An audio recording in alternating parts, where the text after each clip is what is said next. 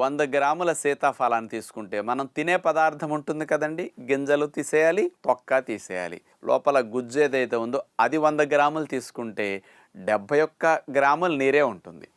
శక్తి 104 క్యాలరీల శక్తి. Okay. సపోటా, మామిడి ఇవన్నీ చాలా తక్కువ సీతాఫలంతో పోలిస్తే. ముఖ్యంగా ఇందులో 25 గ్రాముల పిండి పదార్థాలు ఉంటాయి. కొవ్వులు 0.6 గ్రామ్స్, కొవ్వులు అసలు ఎక్కువ ఉండవు. మాంసకృతులు 1.7 గ్రాములు, 2.5 గ్రాముల పీచు పదార్థాలు ఉంటాయి.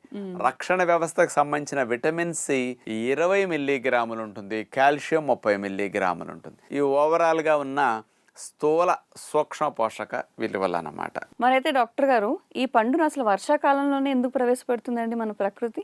మరి వర్షాకాలము అంటే రకరకాలుగా అంటువ్యాధులకి పెట్టింది పేరు. అవును. ఇన్ఫెక్షన్స్ ఎక్కువ వచ్చే అవకాశం ఉంటుంది, రక్షణ వ్యవస్థ పెరగవలసిన అవకాశం ఉంటుంది. కాబట్టి ఈ